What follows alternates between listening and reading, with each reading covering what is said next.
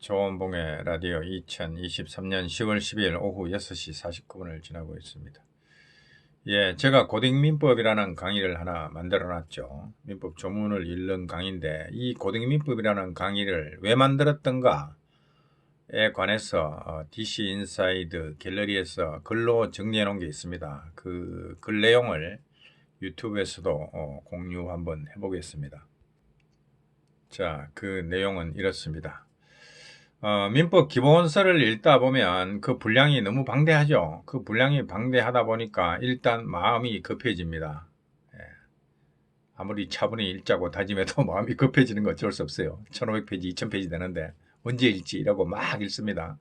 책 한번 읽기에 급급해진다. 자, 그러다 보니 기본서 내용 중에서 분명히 거기 보면 각종 조문을 참조하라고 괄호 안에 이렇게 표시를 해두었죠. 교수님들이 다 표시해놨어요. 근데 수험생은 마음이 급하다 보니까 그거 그냥 넘어갑니다. 아유, 오늘 30페이지밖에 못 읽었네. 큰일 났다. 이러고 막 넘어가요.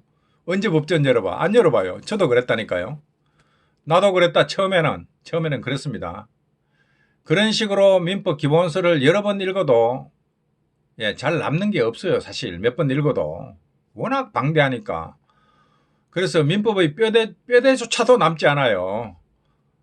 대여섯 번 읽었으면 뼈대라도 남아야 되는데 뼈대도 안 남는다니까. 한번 해보세요. 안 남아. 잘 남지 않습니다. 자, 그래서 나중에 내가 깨달았는데 민법 조문으로 일단 뼈대를 세우고 기본서로서 살을 붙이는 방법이 효율적이겠다고 생각했던 것.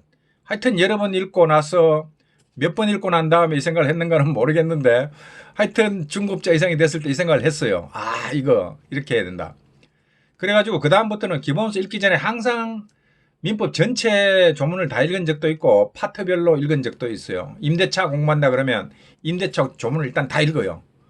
이런 내용이 있겠구나. 감을 잡고 이제 책을 읽고 들어갑니다. 매매 조문 다 읽어. 그리고 들어가. 그런 식으로 그 다음에 조건과 기한, 부관 그거 다 읽고 그거 공부하고 이런 식으로만 해도 효율적입니다. 근데 민법 조문 전체를 다 읽는 게 제일 좋아요. 자, 그래서 해보니까 그게 효율적이 맞더라고요. 과연 그것이 효율적인 공부 방법이었고, 그러다 보니까 파악한 게 이게 기본서가 조문 해설서네 이런 느낌도 그때 가지게 된 거죠. 내가 조문을 미리 다 보고 책을 봤으니까. 조문만 보면 또 법전의 체계가 머릿속에 담기기 때문에 소위 번지수 찾는다 그러죠. 한참 기본서 읽다 보면 도대체 이게 지금 어느 파트인지 모르고 막 읽습니다. 뭐지 이게? 한참 읽다가 이게 여기가 부산이야 서울이야 이러고 자빠졌어요. 다 경험합니다. 그런 거. 워낙 그 분량이 많기 때문에 그런 현상이 벌어집니다. 그래서 번지수 찾기, 구획 정리, 교통 정리가 이게 필수적인데 법전만 보면 이게 강해집니다. 그게 민법의 뼈대라는 것이고 체계라는 것인데, 물론 교수님들의 독자적인 체계도 있습니다. 교수님들의 이론 체계도 있고 그분들만의 민법 체계가 법전 체계와 다른 자기만의 체계가 있어요. 이제 교재에서 그 체계에 따라서 일관되게 서술을 하죠. 근데 법전 체계는 약간 다른데, 근데 수험생이 교수님들의 체계를 익히려면 그거는 진짜 어렵고, 근데 법전 체계는 우리가 빠르게 익힐 수 있어요. 조문 몇 번 읽어보면 민법이 이런 식으로 구성되어 있구나. 이거는 우리가 알 수 있거든요. 법전 체계는 익히기가 어렵지 않습니다. 자, 이것을 어떻게 수험생들에게 전달할 것인가. 내가 경험했던 이거를 조문 중요하다. 백날 들어도 안 봐. 왜?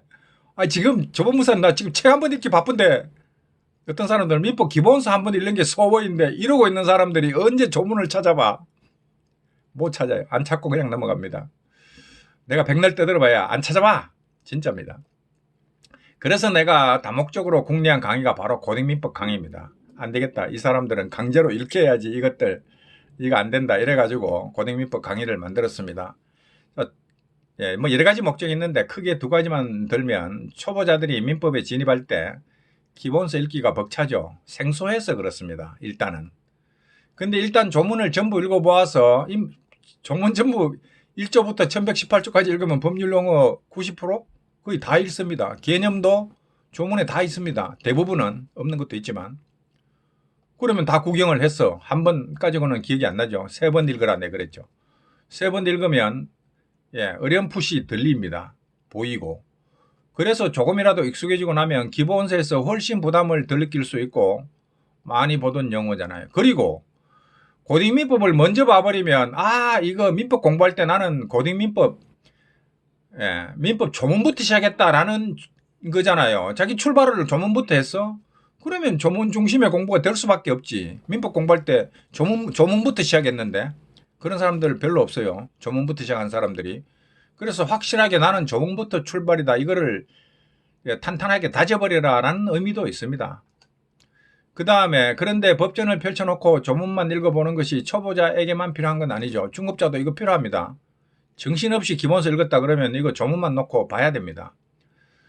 만약 기본서를 정신없이 읽었다면 대부분 다 정신없이 읽어요. 저도 그랬어요. 마음이 급하잖아요. 정신없이 읽어요. 자, 이제는 차분히 앉아서 법전을 펼쳐놓고 조문을 따져보세요. 조문만 읽어보라고. 또 기본서 읽는 가운데 조문 읽어라 그러면 또 2000페이지, 2500페이지 언제 다 읽냐 이라고 막 넘겨. 그래서 안 된다 이거요. 그래서 조문만 놓고 읽어보라고. 거기에서 민법의 체계가 보여요. 민법이 이렇게 되구나. 그게 느껴진다니까. 그래서 내가 어쨌든 고등민법은 수험생들에게 조문의 중요성을 깨우쳐주고 중요하다고 다 말로는 해. 근데 정작 안 찾아봐. 중요하면 양창수 교수님도 민법 입문에서 늘 열어보라고 했는데 학생들이란 게 뭡니까? 선생 가르치는 대로 안 하는 게 학생이야. 선생 가르치는 대로 안 따라가. 그게 학생이야. 안 봐. 에이씨. 어쨌든 조문이 출발점.